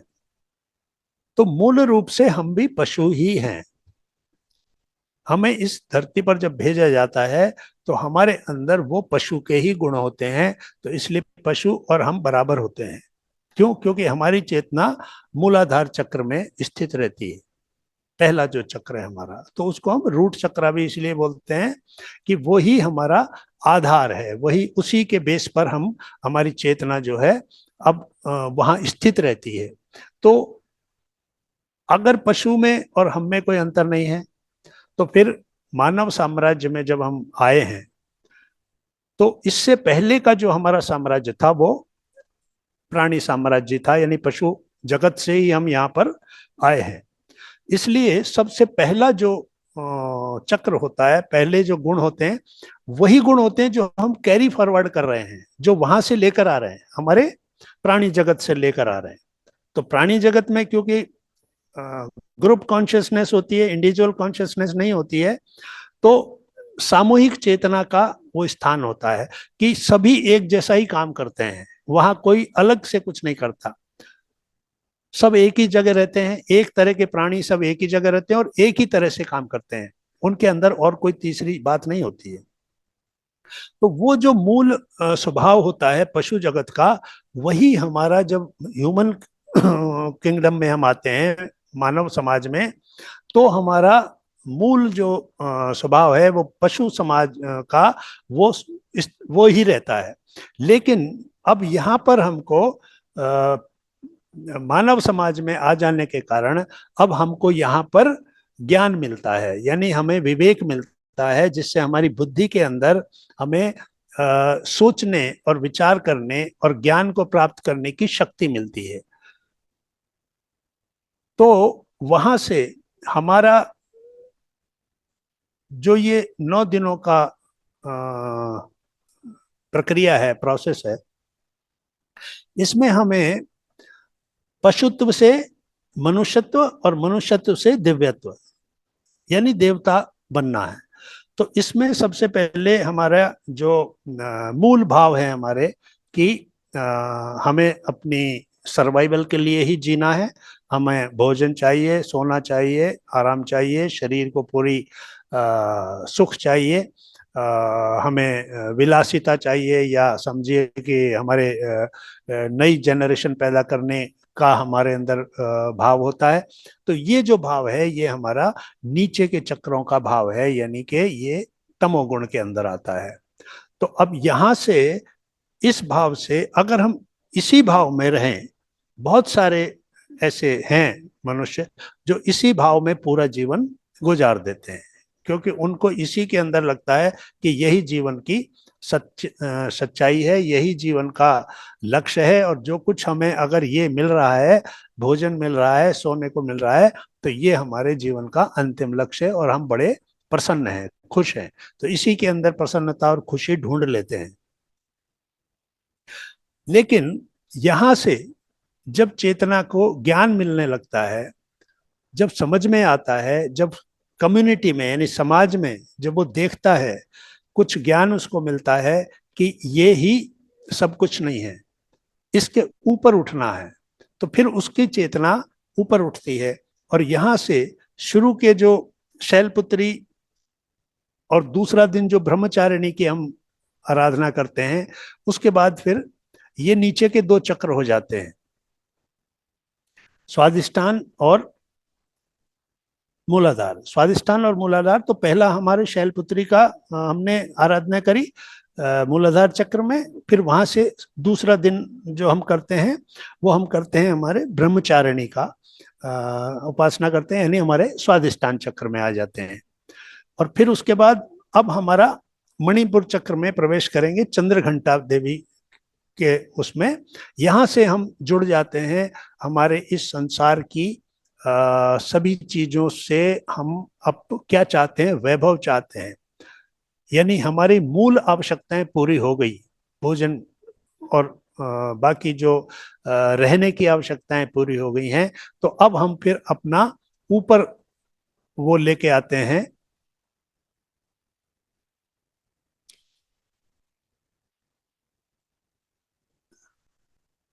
तो उसके बाद आता है हमारा मणिपुर चक्र। मणिपुर चक्र से हम संसार से जुड़ते हैं, हमारी इच्छाएं पैदा होती हैं, हमें धन संपत्ति और सभी प्रकार की विलासिता की चीजें, ऐश्वर्य चाहिए होता है। तो यहाँ पर हमारी पूजा हम करते हैं, यानी हम भोग और मोक्ष दोनों चाहते हैं, और माँ के रूप में वो हमें दोनों ही देने के लिए तैयार रहती है। जैसे एक माँ अपने बच्चे को सभी तरह के सुख भी देना चाहती है, लेकिन उसकी तरक्की भी चाहती है। तो आत्मा की तरक्की जो है उसको हम यहाँ पर ग्रोथ कहेंगे, सोल की ग्रोथ होना, सोल का विकास होना। तो माँ जो है भोग भी दे रही है और मोक्ष भी दे रही है, यानी आपको पूरी तरह से जो भी चाहिए अपने जीवन को खुश रखने के लिए, अपनी इच्छाओं को पूरी करने के लिए, अपनी धन संपदा, नाम, जो भी आप चाहते हो वो भी देती है आपको, और फिर धीरे धीरे आपको मोक्ष की तरफ भी लेके जाती है, यानी मुक्ति की तरफ भी लेके जाती है। तो ऊपर जो वो आपको लेके जा रही है, तो वो लेके जा रही है वहां ऊपर आपके सहस्त्रार चक्र की तरफ, जहां आप बॉडीलेस बॉडी हो जाते हैं, निर्वाण में शरीर हो जाते हैं, यानी अब इस शरीर से मेरा कोई अटैचमेंट नहीं रहा। तो उस तरफ हम बढ़ रहे हैं, लेकिन रास्ते में आपको सभी तरह की खुशियां, सभी तरह के सुख, सभी तरह की विलासिताएं भी देती जा रही है। तो इसलिए जो तीसरी जो दिन की पूजा हमारी चंद्रघंटा की होती है, तो वो होती है कि वो हमें सभी तरह की सुख संपत्ति, विलासिता की चीजें, जो कुछ भी हम चाहते हैं, हमारी इच्छाएं, वो हमें दे। चौथे दिन की जो आराधना होती है कुष्मांडा देवी की, तो ये हमारा अनाहत चक्र में प्रवेश हो गया। अब ये होता है यहां पर नया जन्म कह सकते हैं इसको। एक जन्म हुआ जब हमारे अंदर वो सारी पशुत्व के भाव थे, अपने आप पे केंद्रित, जो कुछ चाहिए मुझे, मेरे लिए चाहिए, मेरे सुख के लिए चाहिए, और इस संसार से मुझे जो कुछ भी ज्यादा से ज्यादा सुख सुविधाएं मिल सके वो चाहिए। लेकिन यहाँ कुष्मांडा जो है ये उस नए प्राणी को, नए जन्म को आपको देती है कि यहां से तुम्हारा एक नया जन्म शुरू होता है। वो अनाहत चक्र यानी सरस्वती के रूप में अब यहां से आपकी ज्ञान की यात्रा शुरू होती है। और ज्ञान की यात्रा जब शुरू होती है तो फिर आप ये समझ पाते हैं कि मेरे अंदर जो आसुरी शक्तियां हैं वो क्या हैं, उन्हें मैं किस तरीके से कम करूं, उनको अपने अंदर से बाहर करूं, और किस प्रकार से मैं उन वरदानों को प्राप्त करूं जो मेरे अंदर प्रेम, क्षमा, दया, करुणा और सार्वभौमिक प्रेम, यानी हर चीज के प्रति मेरे अंदर प्रेम उत्पन्न हो जाए। ये पूरी सृष्टि, ये जो प्रकृति जो है, मैं इसका एक हिस्सा हूं। जब मैं इसका एक हिस्सा हूं तो चाहे वनस्पति जगत हो, चाहे प्राणी जगत हो, चाहे जो भी हो, वो सब मेरे ही परिवार के हिस्से हैं। तो वहां से फिर सभी के प्रति कुछ अच्छा करने का भाव उत्पन्न होता है। तो ये हमारी चौथा जो दिन होता है कुष्मांडा देवी का, वो यहाँ से हमें अनाहत चक्र में लेके आता है। अब हमारा एक नया जन्म हो गया है। अब हम इस संसार को एक दूसरी नजर से देखने लग गए हैं, और प्रेम और दया हमारे अंदर प्रकट हो गई है। सभी मेरा है, सब कुछ के साथ मैं जी रहा हूँ। वो जो मेरा मैं और मेरा का जो दायरा था, जिसमें कि मैं हूं और मेरा है, इससे बाहर निकलने का ये एक अवसर होता है कि ये जो कुछ भी है, पूरा ब्रह्मांड जो है, ये सब कुछ मैं इसी का एक हिस्सा हूँ, ये भी मेरा है, मैं भी इसी का हूँ। ये भाव जो है हमारे अंदर आने लगता है। तो ये होता है कुष्मांडा का चौथा दिन का। और फिर उसके बाद आता है स्कंद माता। तो स्कंद माता ये हमारी चेतना को लेकर आती है हमारे विशुद्धि चक्र में। तो विशुद्धि चक्र के अंदर अब हमें वाणी के प्रति जागृत होते हैं हमें, यानी अब हमारी बुद्धि के अंदर इतना प्रकाश फैल गया है, हमें ये ज्ञात हो गया है कि हमारे मुंह से जो कुछ भी निकलता है वो शक्ति है, ऊर्जा है, और वो शब्द कैसे होने चाहिए, उन शब्दों के अंदर कैसी ऊर्जा होनी चाहिए। तो इस प्रकार से अपनी वाणी के प्रति हम जागृत होते हैं। तो यहाँ पर अब चेतना धीरे धीरे विकसित हो रही है, ज्ञान प्रकट हो रहा है, और नीचे की जो दोष थे, जो आसुरी शक्तियां थी, वो अब धीरे धीरे पीछे छूटती जा रही हैं, और दिव्यता हमारे अंदर प्रकट होती जा रही है। वाणी के प्रति हमारे अंदर एक बोध होता है कि वाणी कितनी महत्वपूर्ण है। और यही जो है हमारा सरस्वती का स्थान भी, क्योंकि सरस्वती का स्थान हमारा कहाँ से शुरू हुआ, अनाहत चक्र से, और फिर जो हमारा कंठ है ये भी सरस्वती का निवास माना गया है। तो इसलिए वो सरस्वती जब जागृत होती है तो फिर हमारे अंदर कलाएं प्रकट होती हैं, किस तरीके से हम बोलें, किस तरीके से हमारी वाणी प्रभावी हो, किस तरीके से हमारे शब्द बड़े दूसरों को शीतल करने वाले हों, दूसरों को उन शब्दों से कोई आहत ना हो। इस प्रकार से हमारा विकास होने लगता है। उसके बाद छठा जो चक्र होता है, कात्यायनी माता का हम छठे दिन पूजन करते हैं। ये हमारी छठी इंद्री यानी कि आज्ञा चक्र में हम आ जाते हैं। छठी इंद्री आज्ञा चक्र में आने के बाद हमारे अंदर बहुत सारी उन शक्तियों का जागरण होता है जो हम इस पूरे ब्रह्मांड को देखने की शक्ति हमारे अंदर आ जाती है, यानी तीसरा नेत्र इसको हम कहते हैं। तीसरे नेत्र की शक्ति हमारे अंदर प्रकट होती है और उसके बाद जो दिखाई नहीं देता सामान्य दृष्टि से, वो भी हमको देखने की शक्ति हमें मिल जाती है। तो इस प्रकार से अगर हम पूरी श्रद्धा के साथ अपनी आराधना करते हैं तो यहाँ पर हमारे जो छठा चक्र है ये जागृत होता है और हमें यहाँ से एक्स्ट्रा सेंसरी पावर्स जो हैं वो मिल जाती हैं और जो अदृश्य है वो भी हमारे सामने दृश्य हो जाता है। हमारे अंदर अपना पास्ट और बाहर की चीजें देखने का भी शक्ति पैदा हो जाती है। हम अपने ऑरा को समझ सकते हैं, देख सकते हैं, अपने शक्ति के द्वारा दूसरों के ऊर्जा मंडल को भी देख सकते हैं। इस प्रकार की शक्तियां हमें प्राप्त हो सकती हैं। तो ये हमारा होता है छठा चक्र। उसके बाद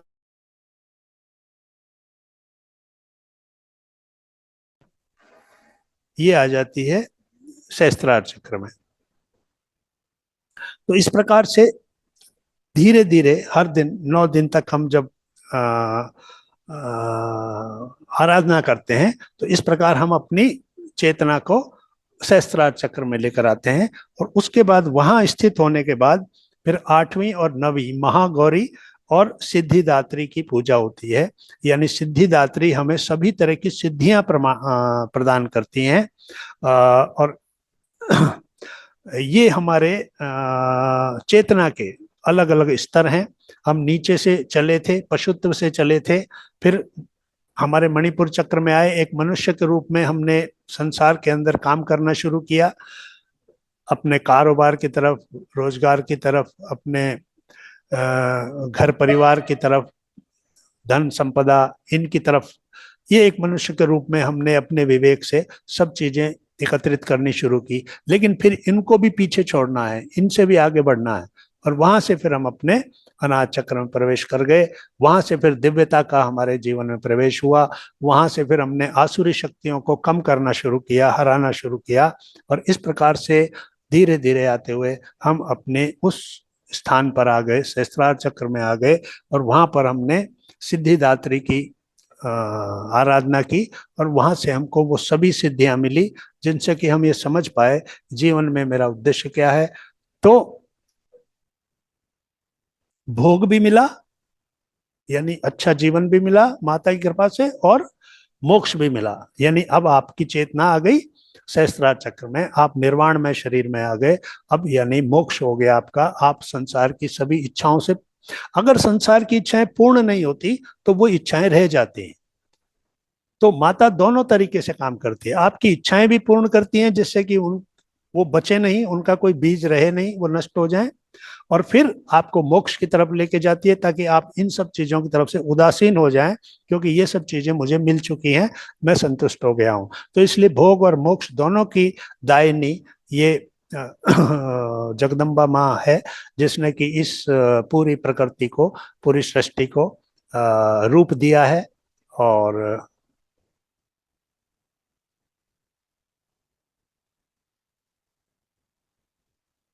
तो इस प्रकार से हम जो कुछ भी देख रहे हैं वो हमारी 9 दिन की आराधना है। 9 दिन की आराधना के बाद हम 10वें दिन उत्सव मनाते हैं। एक विजय का उत्सव होता है और उस विजय के उत्सव में यही होता है कि हमने वो प्राप्त किया, हमने उन आसुरी शक्तियों को अपने अंदर से बाहर निकाला। और इस तरीके से आज हम सभी लोग मिलकर, पूरा समाज, पूरा कम्युनिटी, पूरे सभी लोग मिलकर उसका उत्सव मनाते हैं। तो अभी यहाँ पर इसको हम विराम देंगे, और अभी आपके कोई प्रश्न हो तो अब आप पूछ सकते हैं।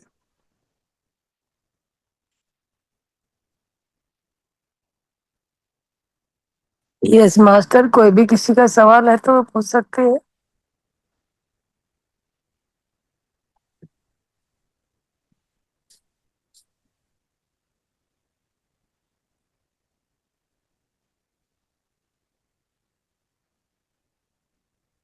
यस सुरेश जी, अपने आप को अनम्यूट कर लीजिए। नमस्ते जी। जी जी। मैंने अपना प्रश्न लिखा है जी चैट बॉक्स में, आपने पढ़ लिया संभवतः। फिर बोलिए आप एक बार। जो कुछ आपने बताया, ये जागृत होता है, शस्त्र चक्र निर्माण में पहुंच जाते हैं, और ये सारी चीजें शरीर से बाहर की बातें, ये सारी आपने किसी ग्रंथ में से पढ़कर सुनाई है या कोई आपके अपने खुद के अनुभव शेयर किए हैं? मैं ये जानना चाहता हूँ।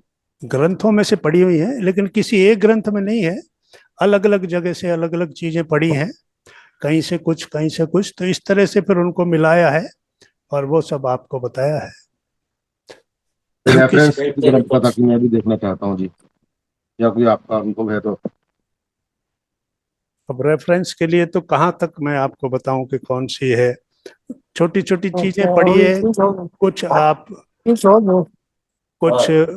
आप YouTube के वीडियोस भी इसमें काम आए हैं, कुछ आपकी दुर्गा सप्तशती बुक है, उसको भी थोड़ा देखना पड़ेगा, बहुत सी चीजें हैं। तो अब जो भी जैसे ये नव दुर्गा करके एक बुक है, इसमें से काफी कुछ, ये नव दुर्गा करके एक बुक है, इसके अंदर भी कुछ चीजें दी गई हैं। तो अब ये ऐसे कैसे मैं बताऊं कि कौन सी में से ये सब है, तो थोड़ा सभी जगह से पढ़िए, आप भी पढ़िए थोड़ा, तो धीरे धीरे आपको पता चल जाएगा। जो आपका अनुभव नहीं है ये खुद का जी। सही है। 3 लगाई थी। और कोई प्रश्न है किसी का?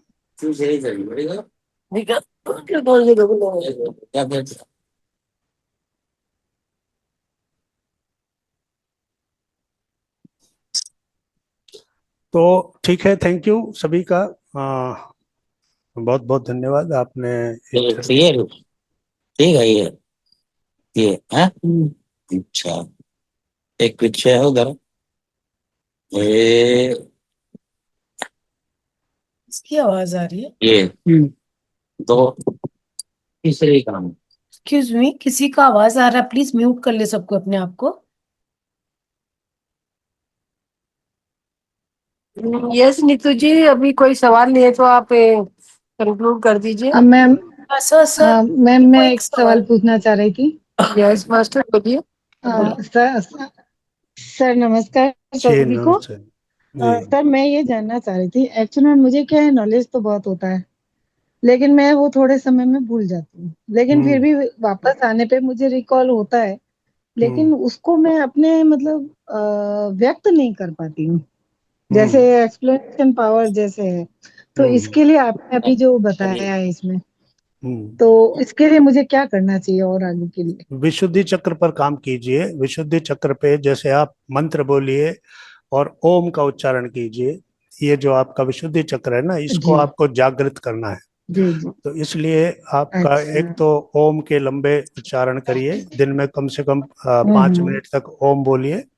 और इसके अलावा जो भी मंत्र आप, एक कोई भी मंत्र हो, जैसे या देवी सर्वभूतेषु, अभी मैंने शुरू में बताया था, वो देवी का मंत्र है, या ओम नमः शिवाय को थोड़ा जोर से बोलिए। वैसे वाइब्रेशन, या वाइब्रेशन नरवाण मंत्र जो है ना दुर्गा माँ का, वो ओम एम रीम क्लीम वाला जो, हाँ वो बोलिए मंत्र। हाँ वो मतलब वो मुझे काफी है मेरे उसमें, उसको बोलिए। गायत्री मंत्र बोलिए, जो भी हो, बट बोलना है, मंत्र को ही बोलना है। तो उससे क्या होता है कि एक तो मंत्र की शक्ति काम करती है, और दूसरा जो आपका जो ये वोकल कॉर्ड्स हैं, यहाँ पर भी जो है वो जागरण होता है, चक्र का जागरण होता है। तो इस प्रकार से, या अगर यहाँ तक कि अगर कोई भजन गा सकते हैं आप, चाहे खुद के साथ ही गाइए गाइए, सबको सुनाने की जरूरत नहीं। अगर आप में वो थोड़ी सी मुझे शुरू से दिक्कत तो है सर। कॉन्फिडेंस नहीं, वही बता रहा हूँ, कॉन्फिडेंस नहीं, नहीं है कॉन्फिडेंस नहीं, तो मतलब थोड़ी सी एक्सप्लेनेशन पावर। हाँ, एक्सप्लेनेशन आएगी धीरे धीरे। देखिए क्या होता है कि कोई भी चीज, कोई भी बच्चा पहले दिन कॉन्फिडेंस तो पूरा है सर। नहीं, जो चीज आप चाहते हैं, जैसे आप चाहते हैं कि मुझे, आवाज नहीं आ रही मुझे। आवाज नहीं आ रही? नहीं नहीं सर, आ रही है, उनका नेटवर्क इशू है। तो जो कुछ भी आप चाहते हैं पहले तो उसको अपने अंदर लाइए कि मेरी ये इच्छा है। जब आप ध्यान में बैठते हैं तो प्रार्थना कीजिए कि मुझे ये शक्ति दो, या धन्यवाद यूनिवर्स, मुझे ये शक्ति मिल गई है, अब मैं अपने आप को एक्सप्रेस कर सकता हूँ। इस प्रकार से आप यूनिवर्स को धन्यवाद दीजिए और धीरे धीरे आपके अंदर वो शक्ति जागृत होगी। यानी जो आपकी इच्छा है ना, उसको अपने मन में लाइए और मन में लाके यूनिवर्स को बोलिए कि मुझे ये शक्ति देने के लिए धन्यवाद। ग्रेटिट्यूड का भाव रखिए अपने अंदर और ध्यान। हेलो, हाँ सर, थोड़ा नेटवर्क इशू है, आई थिंक मेरे को सुनाई नहीं दिया सर, प्लीज थोड़ा सा। हाँ, देखिए क्या है, जब भी कोई चीज हम सीखना चाहते हैं या पाना चाहते हैं तो हमको एक एक स्टेप करके आगे बढ़ना चाहिए। तो अगर छत पे जाना है तो 10 सीढ़ियां तो चढ़नी पड़ेंगी, तो आप पहले दिन तो सब कुछ नहीं पा सकते ना। तो अपने अंदर एक भाव रखिए कि मेरी ये इच्छा है कि मैं अपने आप को अच्छी तरह से एक्सप्रेस कर सकूं। तो अब आप उसको इस प्रकार से अपने मन में लाइए कि ध्यान के अंदर ग्रेटिट्यूड का भाव लाइए, थैंक यू यूनिवर्स, मुझे अब अपने आप को एक्सप्रेस करने की शक्ति आपने दे दी है और अब मैं अपने आप को बहुत अच्छी तरह से एक्सप्रेस कर सकता हूँ। तो ये आप एडवांस में, यानी उसको यूनिवर्स को थैंक्स कीजिए। हाँ, अफर्मेशन कीजिए। तो पॉजिटिव अफर्मेशन आपको पॉजिटिव रिजल्ट ही देता है ना। उसके अंदर कोई शक नहीं करना, डाउट नहीं करना कि जो भी हो रहा है मैं उसकी तरफ बढ़ रहा हूँ, यानी जो मेरी इच्छा थी मैं उसकी तरफ एक एक कदम करके बढ़ रहा हूँ। तो फिर आप जब इसको बार बार रिपीट करते हैं तो आप अपने आप को, दूसरी बात यह है कि कभी भी इतनी वो नहीं आप अपने अंदर इच्छा रखें कि मैं अभी बहुत सारा अभी एक्सप्रेस आज ही कर दूं या आज ही ऐसा। थोड़ा किसी को ध्यान करवाने की कोशिश कीजिए, एक व्यक्ति को कि बैठो मैं तुम्हें ध्यान कराता हूँ। तो एक्सप्रेस करने का वो भी एक तरीका है कि किस तरीके से आप उसको ध्यान करवा रहे हैं। तो फिर धीरे धीरे आपके अंदर कॉन्फिडेंस आने लगेगा कि मैं एक को करा सकता हूँ तो मैं 10 को भी करा सकता हूँ। इस प्रकार से आप अपने अंदर चीजों को डेवलप होता ना, एक बीज बोते हैं तो सबसे पहले तो अंकुर बाहर आता है ना, फिर वो जर्मिनेट होता है, तो जर्मिनेशन के बाद फिर वही एक दिन बहुत बड़ा वृक्ष बन जाता है। तो इसलिए उस दिन की इंतजार कीजिए और अपने अंदर अफर्मेशन और पॉजिटिविटी को रखिए तो हो जाएगा। बिल्कुल, थैंक यू सर, बहुत बहुत धन्यवाद। जी वेलकम। और सर मेरा एक प्रश्न है। हाँ सर, जी। चेतना का विस्तार जो अपन बोल रहे हैं और आत्मा, बेबी सोल है, ये सोल है, तो ये क्या डिफरेंस है? मतलब चेतना और आत्मा का डिफरेंस मेरे को नहीं समझ में आया सर। एक्चुअली क्या होता है, आत्मा और पूर्ण आत्मा दो चीजें होती हैं। पूर्ण आत्मा ऊपर होता है उस जगत में, और पूर्णात्मा जो है thinker, knower and doer, 3 part का एक हिस्सा होता है पूर्णात्मा। उसमें से केवल डूअर पार्ट नीचे आता है, यानी अभी भी हमारी चेतना का 2 पार्ट, थिंकर एंड नोअर, ऊपर हैं। हम सिर्फ डूअर पार्ट यानी कर्ता जो यहां आया है अनुभव लेने के लिए। एक कंपनी है, उसका सीएमडी और उसका जनरल मैनेजर ऑफिस में बैठे हैं और वो अपने एक एम्प्लॉय को भेजते हैं कि वहां जाके ये सारी इंफॉर्मेशन लेकर आओ। वो सारी इंफॉर्मेशन लेकर आता है और इनको देता है। अब ये है थिंकर एंड नोअर, एक जानता है और एक विचार करता है। थिंकर उस सारी इंफॉर्मेशन के ऊपर विचार करता है और फिर उसको ट्रांसफर करता है सीएमडी के पास कि ये जो इस बार जो ये व्यक्ति गया था ये चीजें लेकर आया है, ये इंफॉर्मेशन लेकर आया। तो नोअर के पास वो इंफॉर्मेशन जमा हो जाती है। उसके बाद फिर उसको एक नया काम देके भेजा जाता है कि आप इस बार जाओ और ये सारी सूचना लेके आओ। तो जो डूअर पार्ट है, कर्ता जो है, वो बार बार नीचे आता है, यहाँ अनुभव लेता है, यहाँ काम करता है, जो भी एक्सपीरियंस उसको होते हैं, लर्निंग उसको होती है, उन सबको इकट्ठा करके फिर वापस जाता है, वहां जाके उनको देता है। फिर वो उसको, अब जो पार्ट पूरा हो गया, सपोज कीजिए कि एक चीज के बारे में उस कंपनी को पता करना था, वो गया, लाया और उसने जमा किया। अब नोअर के पास वो सूचना जमा हो गई। थिंकर उसको फिर एक नया काम देता है कि आप जाइए। नोअर का काम सिर्फ इतना है कि जो सूचनाएं आ रही हैं वो उसको जमा करता जा रहा है। थिंकर जो है वो उसको फिर नया एक प्रोजेक्ट देता है, नया एक टास्क देता है, वो फिर जाता है और फिर लेकर आता है। फिर वो थिंकर उसको एनालाइज करता है, नोअर के पास जमा करता है। इस प्रकार से जिस दिन वो पूर्णता को प्राप्त हो जाते हैं कि यानी जितनी इंफॉर्मेशन, जितनी लर्निंग एक्सपीरियंस हमको चाहिए थे वो सारे आ गए हैं हमारे पास, तो फिर वो पूर्णात्मा मानी जाती है, वो पूर्ण है। अब उसको वापस दुनिया में आने की जरूरत नहीं है। तो अब यहाँ पर चेतना की जो बात है वो ये है कि चेतना जब यहाँ आती है, कॉन्शियसनेस या आत्मा जब यहाँ आती है, तो इसकी कोशिश होती है पूर्णात्मा के लिए काम करने की। यानी वो यहाँ आई है, अपना एक सोल प्लान लेके आई है। सोल प्लान क्या होता है? जो थिंकर और नोअर ने उसको दिया है कि ये काम तुमको करके आना है, तो वो सोल प्लान होता है कि इस बार मुझे ये एक्सपीरियंसेस लेने हैं, ये काम करने हैं।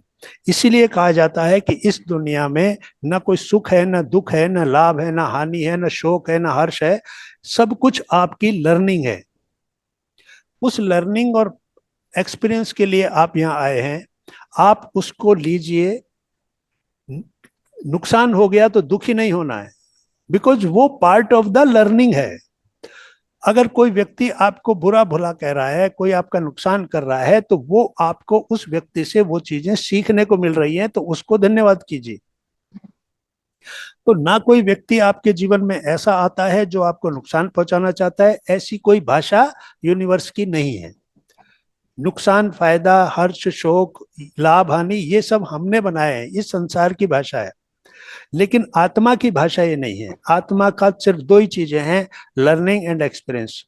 और जो भी व्यक्ति आपके जीवन में इस तरह की घटनाएं करता है, आपको बहुत बड़ा नुकसान कर दिया, आपका मान हानि कर दी, आपको बुरा भला कह दिया, तो उसको आपको आपके लेसन को पूरा करने के लिए उसको रोल मिला था। उसने अपना रोल प्ले किया और उससे आपको वो अनुभव हुआ कि अगर कोई व्यक्ति आपको बेइज्जत करता है, कोई आपको इंसल्ट करता है, तो कैसी फीलिंग आती है। क्योंकि आपने भी कभी किसी प्रीवियस बर्थ में किसी को हर्ट किया है, किसी के साथ आपने उसको ऐसे शब्द बोले हैं, तो आपके पास वो लौट कर आए हैं। तो जो आप देते हैं वो आपके पास लौट कर आता है, बड़ा होके आता है। आप 1 रुपया देते हैं तो वो आगे बढ़ता बढ़ता कभी आपके पास 100 रुपया होके आता है। इसी तरह आप किसी को बुरा कहते हैं, किसी को हर्ट करते हैं, तो वो भी बड़ा होके आपके पास लौट के आता है। प्रकृति हर चीज को बड़ा करके आपको लौटाती है। आपके द्वारा अच्छे किए गए काम को भी वो मल्टीप्लाई कर देती है, आपके द्वारा बुरे किए काम को भी वो मल्टीप्लाई कर देती है।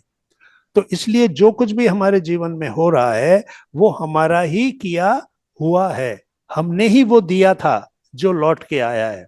अगर मुझे आज कोई बहुत ऐसा व्यक्ति मिला जिसने मुझे बहुत फायदा कराया, बहुत मेरे जीवन को खुशहाल बना दिया, तो आपने कहीं किसी के जीवन में जरूर कभी कुछ अच्छा किया था और ये मल्टीप्लाई होके आज आपको मिल गया। तो इसलिए कॉन्शियसनेस या आत्मा का काम है कि इन सारे अनुभवों को लेकर ऊपर जाना। अब आत्मा जो है किस तरह काम करती है, आत्मा अकेली नहीं होती है, आत्मा के साथ होती है ऊर्जा और बुद्धिमत्ता, इंटेलिजेंस यानी विजडम। तो एनर्जी, सोल एंड विजडम, ये तीन चीजें नीचे आती हैं। एनर्जी के लिए हम क्या करते हैं, ध्यान करते हैं। ध्यान करने का मकसद क्या है, ध्यान करने का मकसद यह है कि आत्मा को यानी सोल को ऊर्जा मिले, उस ऊर्जा से वो ज्ञान की तरफ बढ़ सके। ध्यान से कहाँ जाना होता है, ज्ञान की तरफ जाना होता है। तो अब ध्यान का और ज्ञान का रिश्ता क्या है, ध्यान से ऊर्जा मिलती है, ऊर्जा से आत्मा चैतन्य होती है, कॉन्शियसनेस वो भी ऊर्जा है, और वो ऊर्जा विजडम को बढ़ाती है यानी ज्ञान को बढ़ाती है। तो एनर्जी, कॉन्शियसनेस और विजडम ये तीनों एक यूनिट है, एक साथ चलते हैं ये। तो जब वो विजडम आ गई तो इसने ऊपर जाके उस थिंकर एंड नोअर पार्ट को वो जमा कर दी। ये विजडम मैं लेके आया, यानी कि इस बार का मेरा अनुभव ये था, वो वहां जमा हो गया। अब वो एक नया सोल प्लान बनाते हैं, एक नया प्लान बनता है कि इसको वापस जाना है, क्योंकि ये अनुभव बाकी रह गया। और अब जो कुछ भी इन्होंने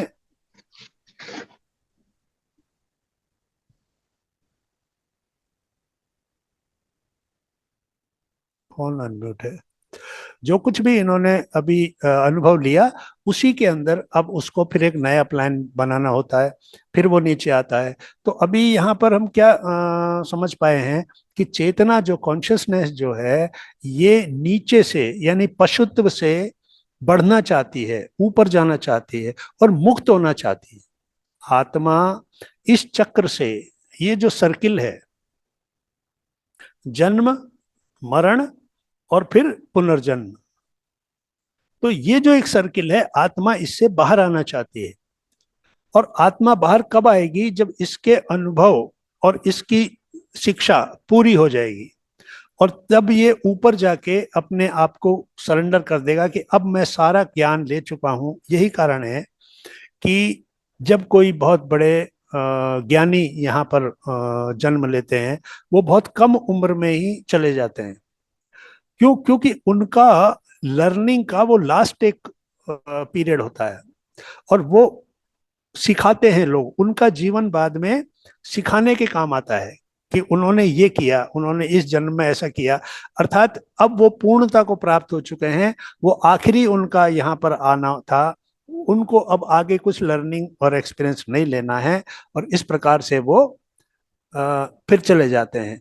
तो ये जो हम बार बार आ रहे हैं जा रहे हैं, बार बार आ रहे जा रहे हैं, ये क्या है, हमारा इनकम्प्लीशन है, पूर्णता को प्राप्त नहीं है। तो पूर्णात्मा और आत्मा, आत्मा पूर्णात्मा के लिए काम कर रही है, आत्मा पूर्णात्मा होने के लिए काम कर रही है, इसलिए वो बार बार यहाँ आती है।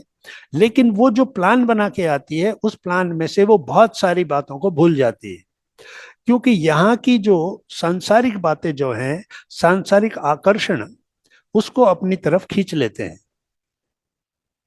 और इसलिए वो अपने मूल जो काम है उसको नहीं करके वो इस शरीर के सुख में लग जाती है, और शरीर के आनंद और जो भी सांसारिक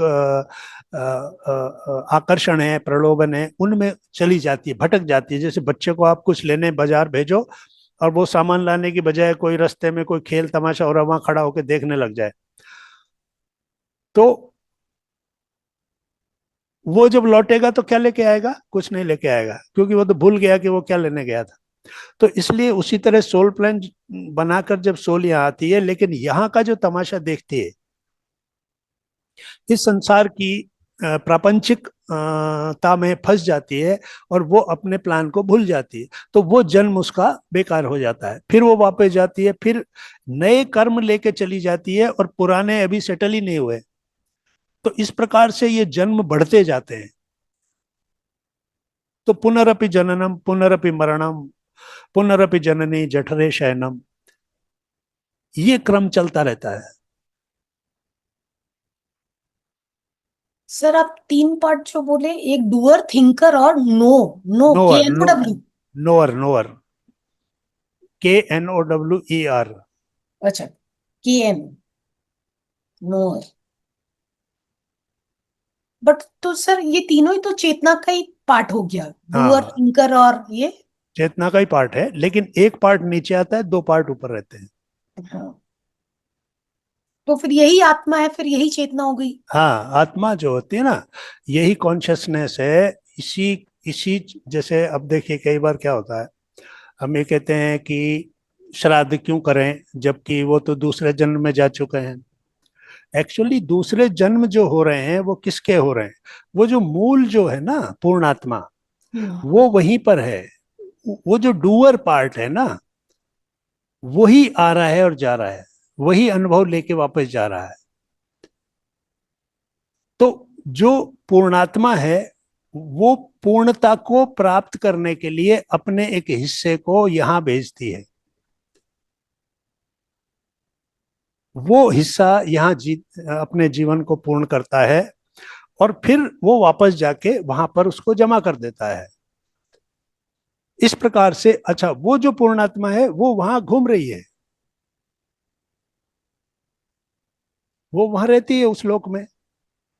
ये लोक और वो लोक अलग अलग है ना, एस्ट्रल वर्ल्ड अलग है। ये प्लेनेट अर्थ जो है, ये इतने बड़े यूनिवर्स में ये एक बहुत छोटी सी जगह है। इतनी तरह के प्राणी हैं, कितनी तरह के मनुष्य हैं, ये सब आते हैं चले जाते हैं। तो कोई दूसरा लोक जो है, वो लोक इतना बड़ा है कि ये बहुत छोटी जगह है, वहां पर वो सब रहते हैं परमानेंट। और यहाँ सिर्फ वो आते हैं, जैसे एक टूरिस्ट होता है ना, टूरिस्ट तो कुछ दिन के लिए जाता है, लेकिन वहां कुछ करके आता है, घूम के आता है, नए अनुभव लेके आता है, एंजॉय करके आता है। तो वही एक्चुअली हम इस धरती पर, इस प्लेनेट पर टूरिस्ट की तरह है। हमारा ये घर नहीं है, हमारा घर जो परमानेंट घर है वो दूसरी जगह है। वहां से आते हैं टूरिस्ट की तरह, और यहाँ पर रुकते हैं, देखते हैं, समझते हैं। लेकिन अगर कोई टूरिस्ट वहां जाके अपना घर समझ बैठे, तो वो गलती करता है, क्योंकि उसको पता है कि वापस लौटना है, तो फिर एक दिन उसको वापस लौटना होता है।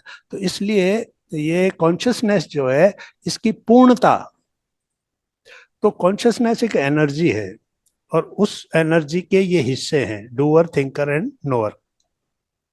तो वो कंप्लीट करने के प्रोसेस में चल रहा है पूर्णात्मा। पूर्णात्मा यहाँ नहीं आता, उसका एक पार्ट यहाँ आता है, आत्मा आता है ना। तो इस प्रकार से ये सब चल रहा है। Thank you sir.